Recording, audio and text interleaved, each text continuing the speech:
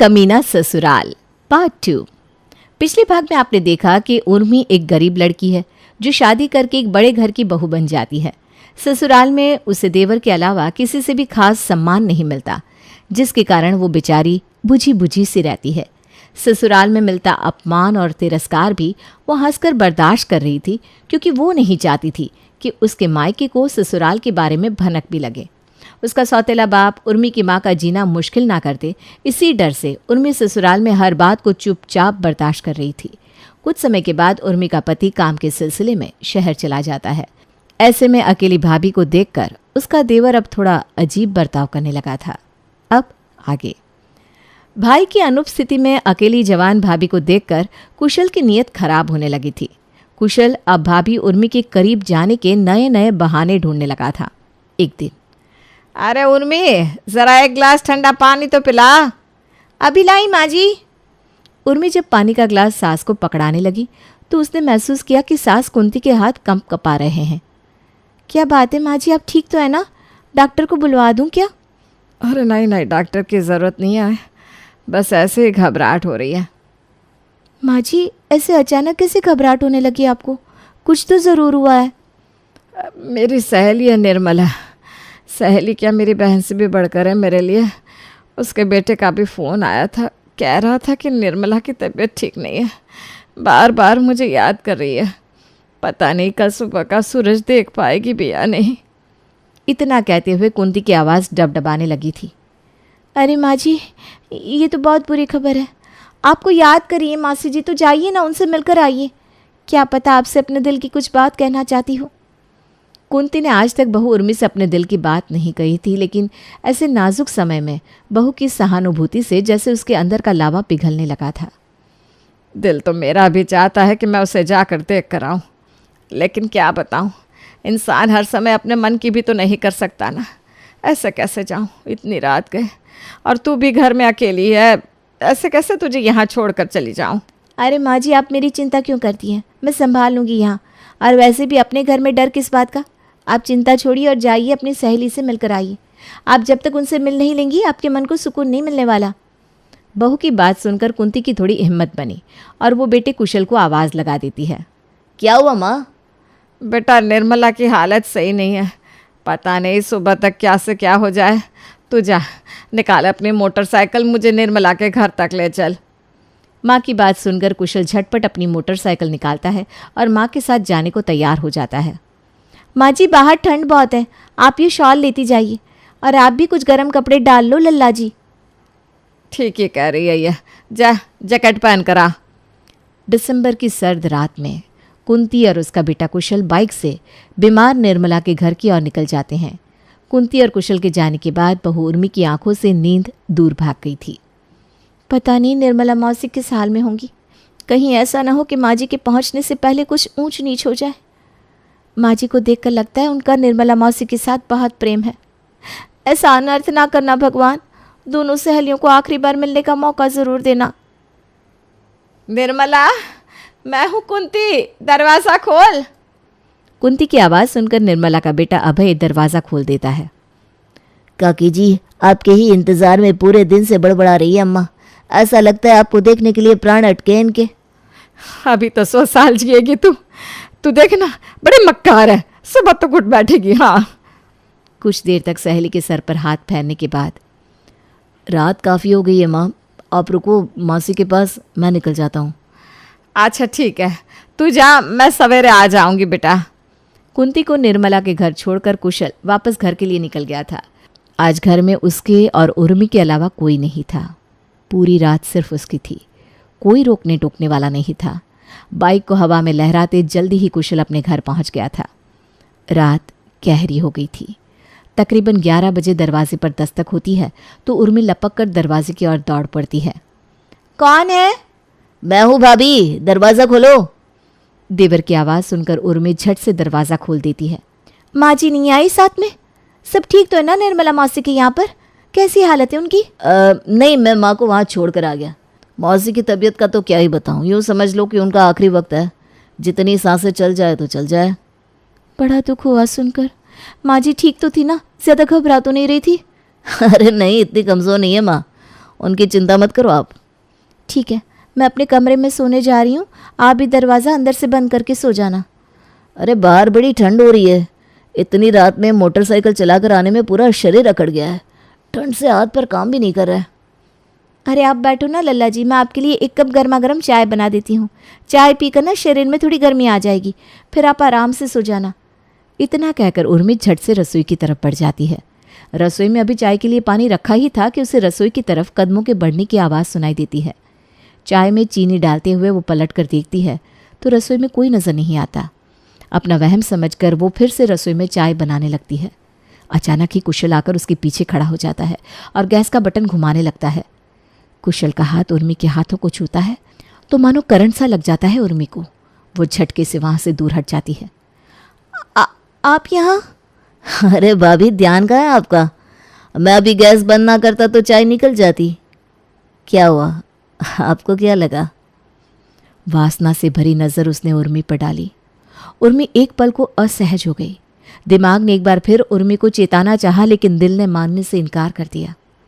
नहीं नहीं लल्ला जी, ऐसी नज़र से कभी नहीं देख सकते। मैं अभी पता नहीं क्या क्या सोचने लगी हूँ। चाय का कप कुशल को थमाकर वो अपने कमरे में चली आई। कमरे में पहुंची ही थी कि पीछे पीछे फिर से वही पदचाप सुनाई पड़ने लगी। अगले ही पल कुशल ठीक उसके सामने खड़ा था। इतनी रात को मेरे कमरे में? लल्ला जी कुछ चाहिए क्या? ये क्या लल्ला लल्ला लगा रखा है? तुम्हारा लल्ला नहीं हूं मैं, कुशल भी बुला सकती हो। हाँ, कितनी बार तो तुम्हें समझाने की कोशिश की, लेकिन तुम समझती कहाँ हो मेरी बात। कुशल कुटिलता से मुस्कुरा रहा था। उर्मी पर मानो घड़ों पानी गिर गया था। इतनी बेशर्मी, इतना दुस्साहस! बोल रहे हो तुम्हारे बड़े भाई की पत्नी हो। अभी निकलो यहाँ से, नहीं तो अम्मा जी को सब बता दूंगी। अच्छा, और तुम्हें लगता है अम्मा तुम्हारी बात सुन लेगी? 1 मिनट में झूठी मक्कार बताकर निकाल कर बाहर कर देंगी तुम्हें। फिर यहाँ से तुम सीधा अपने सौतेले बाप के पास जाना और बताती रहना अपने शराबी बाप को अपनी आप बीती। बाप का नाम सुनकर उर्मी का हलक सूखने लगा था। देखो, मैंने आज तक आपको छोटे भाई की तरह माना है, ये सब क्या बोल रहे हो आप? चुपचाप मेरी बात मान लो, किसी को कुछ पता नहीं चलेगा। और वैसे भी जिसकी पत्नी बनकर आई हो इस घर में, उन्होंने तो कभी आपको पत्नी होने का दर्जा दिया नहीं। फिर ये सती सावित्री बनने का नाटक किसके लिए? मैं आपके आगे हाथ जोड़ती हूँ, आप जाइए यहाँ से। इस वक्त आप होश में नहीं हो। तो मतलब तुम प्यार से नहीं मानोगी? हैं? इतना कहकर कुशल एक जोरदार धक्का देकर उसे बिस्तर की ओर धकेल देता है। पतली दुबली उर्मी सूखे पत्ते की तरह जाकर बेड पर गिर पड़ती है। ये पाप है, छोड़ दो मुझे। अम्मा जी आप कहाँ हो? कोई बचाओ मुझे। तभी दरवाजा खुलने की आवाज सुनाई देती है। कुंती तेज कदमों से कमरे में दाखिल होती है। कुंती देखती है कि कमरे में बिस्तर के एक कोने में बहू उर्मी सिमट कर बैठी थी, थर थर कांप रही थी और हाथ जोड़कर खुद को छोड़ देने की विनती कर रही है। वहीं उसका बेटा कुशल गुस्से में उर्मी के लंबे बालों को पकड़े बिस्तर के पास ही खड़ा हुआ है। उसे समझते देर न लगी कि आखिर माजरा क्या है। कुशल, ये क्या कर रहा है तू? अरे अम्मा, मेरी कोई गलती नहीं है। ये उर्मी मुझे बहला फुसला कर अपने कमरे में बुलाती थी, इसका तो ये रोज का है। कुशल ने कहानी बनानी शुरू की। उसे पूरा यकीन था कि अम्मा अपने लाडले बेटे की बात को टाल ही नहीं सकती। उधर कुंती देवी जड़ हुई खड़ी थी। उसकी आंखों के आगे अंधियारा छाने लगा था। अम्मा, मेरी कोई गलती नहीं है। मुझे पता है मैं गरीब घर से आई लड़की हूँ। मेरे माँ बाप बहुत गरीब है। मैंने भी बहुत गरीबी और तंगहाली देखी है, लेकिन चरित्र से समझौता न कभी मेरी माँ ने किया, ना ही मैंने। मेरी माँ जवान थी, खूबसूरत थी, चाहती तो कोई भी मर्द उसके साथ रहने को तैयार हो जाता, लेकिन उसने हरिया को ही अपना नसीब समझकर सारी उम्र एक जिंदा लाश बनकर गुजार दी। भूखी सोई, मार खाए, लेकिन कभी गलत काम ना किया। मैं भी उसी सुमित्रा की बेटी हूँ माँ जी। भूखी रह लूंगी, आपकी मार भी सह जाऊंगी, लेकिन चरित्रहीन का दाग नहीं सह पाऊंगी। कुंती ने देखा, बोलते हुए डर के मारे बहू के पैर भी कंपकपा रहे थे। मैं जानती हूँ फैसला कुशल के पक्ष में ही होगा। मैं 4 दिन पहले आई गरीब घर की अनाथ, कौन मेरी सुनेगा? यहाँ से निकाल दोगे तो मेरे साथ ही मेरी माँ का जीवन भी खराब हो जाएगा। बहू होने का सम्मान दो ना दो, आप मुझे अपनी नौकरानी समझ कर घर का एक कोना ही दे देना। मैं यही किसी कोने में पड़ी रहूंगी अम्मा, किसी से कुछ ना कहूंगी, खुद पर हुए अन्याय को भी भूल जाऊंगी। मुझे अभागन पर तरस खाओ, बस मेरे माँ बाप को ये सब ना बताना, ये सब ना बताना। उर्मी का मन अब खुद से ज्यादा उसकी माँ के लिए परेशान था।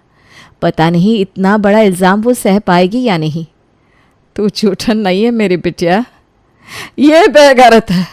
माँ समान बड़ी भाभी पर हाथ डालने की हिम्मत भी कैसे हुई तेरी? अभी इस घर से, इस कमरे से अभी के भी निकल जा। जो आदमी बहन बेटी की इज्जत ना कर सके वो घर तो क्या समाज में भी रहने लायक नहीं होता। मुझे क्या पता था, मैं औलाद नहीं सांप पाल रही हूँ जो एक दिन घर की इज्जत को ही टस लेगा। गरीब की बेटी की इज्जत इतनी सस्ती नहीं होती कि कोई भी उसे अपने रुपए पैसों से खरीद सके। तुझे क्या लगा था मैं इस गरीब बिन बाप की लड़की को ही गलत समझूंगी? ये बाल तजुर्बे से सफ़ेद हुए हैं मेरे। सही गलत में खूब फर्क समझ में आता है बेटा। अभी पुलिस को फ़ोन मिलाती हूँ, तुझे तो मैं जेल भिजवा कर रहूँगी। इतना कहकर अम्मा जल्दी से पुलिस को फ़ोन मिला देती है। कुछ ही देर में पुलिस आकर कुशल को गिरफ्तार करके ले जाती है। लेकिन अम्मा आप यहाँ कैसे? अब तो मौसी के घर गई थी ना। न जाने बेटा क्यों मुझे घबराहट होने लगी थी। कुशल मुझे छोड़कर जब लौटने लगा तो मेरा दिल पता नहीं क्यों बेचैन होने लगा। मौसी जी आप बहुत परेशान लग रही हैं। बात तो सही है, भाभी घर में अकेली है। आप माँ से तो मिल चुकी हैं, आप कहो तो मैं आपको वापस छोड़ दूँ? मेरे पूजा पाठ का फल मिल गया जो आज मैं वापस लौट आई। आज अगर मैं समय से ना पहुंचती तो अनर्थ हो जाता। कैसे तुझसे नजरें मिलाती? तू तो मेरे बेटे की अमानत है, इस घर की लक्ष्मी। लक्ष्मी पूजनीय होती है, किसी गंदे नियत या गंदे हाथों से छू लेने भर से वो अपवित्र नहीं हो जाती, जूठन नहीं हो जाती। तू मेरे लिए, इस घर के लिए हमेशा वही लक्ष्मी रहेगी। तू जानना चाहती थी ना मैं झूठन से इतना क्यों चिढ़ती हूँ? चल आज मैं तुझे वो राज बताती हूँ जिसे मैंने 25 साल से अपने सीने में दबा रखा है। तुझे क्या लगता है अभी और कुशल के पिता कहाँ है? उनकी तो मौत हो गई है ना माँ जी, तभी तो आप विधवा का जीवन बिता रही हैं। नहीं, मौत नहीं हुई उसकी, बस मेरे लिए मर गया है वो। 25 साल पहले की बात है। मुझे माफ़ कर दो माई, मेरी कोई गलती नहीं है। मैंने तो अभी के बापू के अलावा कभी किसी मर्द को आंख उठाकर भी ना देखा। ये मनोज खुद मेरे कमरे में घुसा चलाया, मेरे साथ जोर जबरदस्ती की। इसमें मेरा क्या कसूर, आप ही बताओ माँ जी। अभी के बापू आप कुछ तो बोलो। अरे तू तो है ही कुलक्षणी, तूने ही लटके झटके दिखाए होंगे। ऐसे कोई आदमी बिना बात किसी औरत के साथ ज़बरदस्ती नहीं करता। ये मनोज तो बोल रहा है कि अक्सर आता है तेरे कमरे में, तू ही बुलाती है जब गांव में मैं नहीं होता हूँ तो मौका देखकर। बोल कुलटा, कब से चल रहा है ये सब? भगवान जाने पेट में ये बच्चा भी किसका लिए घूम रही है। ऐसा मत कहो अभी के बापू, मेरा भरोसा करो। माई आप तो औरत हो, समझती हो सब। ऐसा अन्याय ना करो मेरे साथ। मैंने कभी इसको अपने कमरे में नहीं बुलाया। आपकी आंखों के सामने एक बेटे ने मेरे साथ दुराचार किया और दूसरा मेरे चरित्र पर उंगली उठा रहा है। आप सब चुपचाप देखती रहेंगी क्या माँ जी?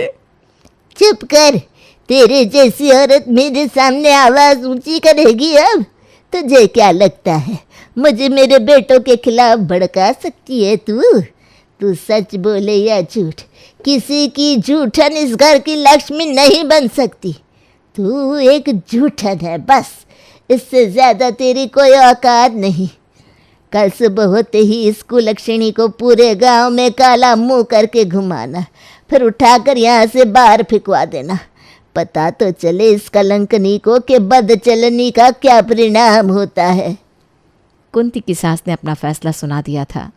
सास के शब्द उसकी आत्मा को घायल कर रहे थे।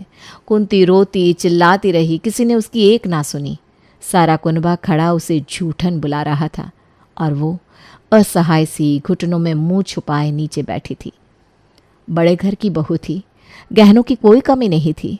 कमरे में आकर उसने अपने सारे गहने एक पोटली में बांधे और 2 साल के अभी को गोद में उठाकर आधी रात ही वहां से भाग निकली। अपनी सहेली निर्मला की मदद से सारा जेवर बेचकर यहाँ गांव में ज़मीन खरीदी और वहीं खेती बाड़ी करने लगी। अकेले ही 2 साल के अभी और अपने अजन्मे बच्चे के लिए सहारा बनी। दोनों को पाला पोसा। पति के होते हुए भी जीवन भर विधवा का जीवन बिताया। पति, ससुराल, मायका सब पीछे छूट गया था। अगर नहीं छूटा था तो वो था जूठन का दाग, जो उसके दामन को कलंकित कर गया था। गलती ना होने पर भी सारा जीवन खुद को ही दोषी समझकर दंड देती रही थी कुंती। आज भी जूठन देख उसे अपने कानों में वही जूठन वाली आवाज़ सुनाई देने लगती थी और वो विचलित हो जाती थी। दशक बीत गए, लेकिन लोगों की वो झुलसती नज़र और ताने आज भी उसे अपने कानों में सुनाई पड़ते थे। निर्मला बहुत खास है मेरे लिए। उसने तब भी अपनी दोस्ती निभाई थी, आज भी निभाई। उसने ही मुझे आश्वासन दिया कि मुझे लौट जाना चाहिए। जो तकलीफ़ और दर्द मैंने 25 साल पहले बर्दाश्त किया, उस दर्द से तुझे नहीं गुजरने दूंगी। तुझे ये घर छोड़कर जाने की कोई ज़रूरत नहीं है बेटा। तू पूरे हक और अधिकार से इस घर में रहेगी। जिसने पाप किया है सज़ा भी उसी को मिलेगी। मुझे माफ़ कर दे उर्मी। शायद मेरी ही परवरिश में कमी रह गई जो आज ये इतने बड़े पाप का ख्याल अपने मन में लाया। आपने तो आज मेरी माँ होने का फ़र्ज़ निभाया है माँ जी। आप माफ़ी मांगकर मुझे शर्मिंदा मत कीजिए। लेकिन अभी उनसे कैसे नज़र मिलाऊंगी मैं? क्या वो मेरा स्वीकार करेंगे? अरे बेटा, गलती मेरी है जो मैंने अपने बेटे पर ज़रूरत से ज़्यादा भरोसा किया। ना मैं अभी को शहर जाने को कहती, ना ये दिन देखने को मिलते। अभी को मैं वापस गांव बुला लेती हूँ। अभी गांव आए और अपनी अमानत को खुद संभाले। अब इन बूढ़ी हड्डियों में इतनी ताकत नहीं बची कि वो इतना सब एक साथ संभाल सके।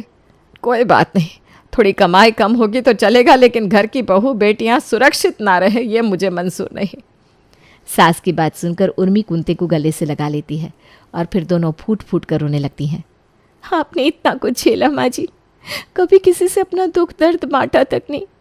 क्या आपकी इच्छा नहीं हुई कि आप जाकर अपने गुनहगार को सज़ा दिलवाती, अपने पति से झिझोड़ कर पूछती कि आपके प्यार और समर्पण का ऐसा सिला क्यों दिया उन्होंने? चाहने से सब हासिल नहीं होता बेटा। वो बड़े लोग थे, पैसा, रुतबा, पावर सब था उनके हाथ। उस समय अगर मैं उनके हाथ आ जाती तो पता नहीं क्या करते मेरे साथ।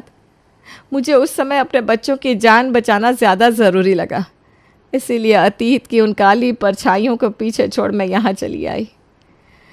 आज तेरी रक्षा करके मुझे कितना सुकून मिला है मैं बता नहीं सकती। ऐसा लग रहा है भीतर जो बरसों से आग जल रही थी ना, वो शांत हो गई है।